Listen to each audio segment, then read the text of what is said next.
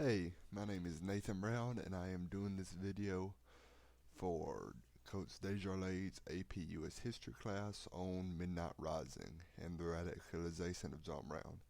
Midnight Rising is basically about how John Brown ended up doing in his raid on Harper's Ferry, and how that was the spark that led to the Civil War. So Brown got his religion, his views on family, and his beliefs on slavery from his father. But he really only got his religion because the views on family and the views on slavery both were come from within his religion. His father just strengthened those beliefs farther. He also got his anti-slavery views from when he saw a young slave boy beaten with an iron shovel, which I'm sure as a young man that was probably pretty traumatic for him, but it made him hate all slavery, even the ones who treated their slaves well. But he has hated the institution of slavery, period, whether it was great owner or horrible. In this down here at the bottom is a picture of Springfield, Massachusetts around this time period, or a drawing, not a picture. In Springfield, he just learned more about abolitionism, and he became part of the Underground Railroad. What he learned there strengthened his views on his anti-slavery views, and he learned that he could do something about it. Before, he had just spoken out against slavery, but now he could actually act against it. Oh, the Fugitive Slave Act, which was strengthened by the Compromise of 1850. Basically, it made anyone who any African American person in the North who was even accused of being an escaped slave could be taken back to the South without trial and put back into slavery. And it completely wrecked, weakened, if not wrecked, the Underground Railroad. And down here is an actual thing that was posted on the jailhouse at the time by the people wanting to protect him. It says, "Caution, colored people of Boston." Anyway, it basically just says that if they're not careful, that the slave catchers could accuse them and take them whether they were slaves or not. They didn't really care. They got paid either way. Oh, so now it's on the Fugitive Slave Act. Anyone who was caught helping an escaped slave, or someone accused of being an escaped slave, could be thrown in jail. So it made it harder for people to help them. That's why it strengthened the Underground Railroad farther, even past just those who escaped weren't safe anyway. Oh, Kansas, where is where John Brown first took took used violence against slavery. In 1855, John Brown learned that from his sons that there were militant pro-slavery factions in Kansas. Kansas had been allowed to take a vote on whether or not slavery was legal by the Kansas-Nebraska Compromise, and people rushed in from the north who wanted to vote that it shouldn't be legal, and people rushed in from the south to vote that it should be legal. And this caused big fights. And down here you see a painting of John Brown, and he's got the Bible there. And here's the north, here's the south, and it kind of shows how it's led to his actions led to the Civil War.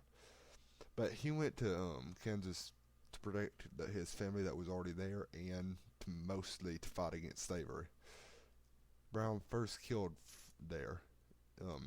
He and two of his sons, I believe, killed a innocent family who actually did not do anything with broadswords because they were pro-slavery, but they were not the ones he'd been fighting against.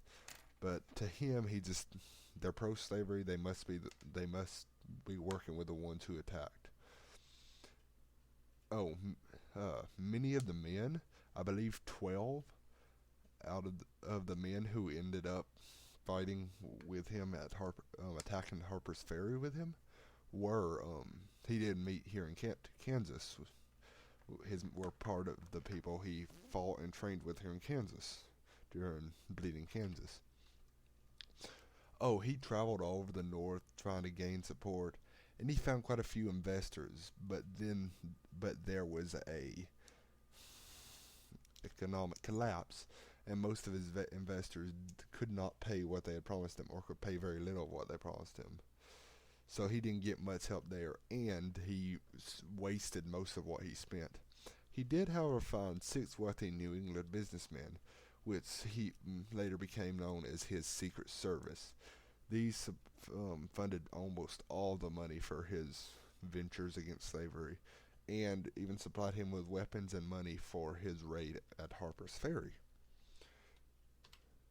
Oh, another thing about the his Secret Service, they knew he would probably fail, but his resolve was so strong that they knew he would do it with or without their help, and they figured they had to support him, as he would still hurt him. He'd still get himself killed with or without their help, but with their help, he might have a chance.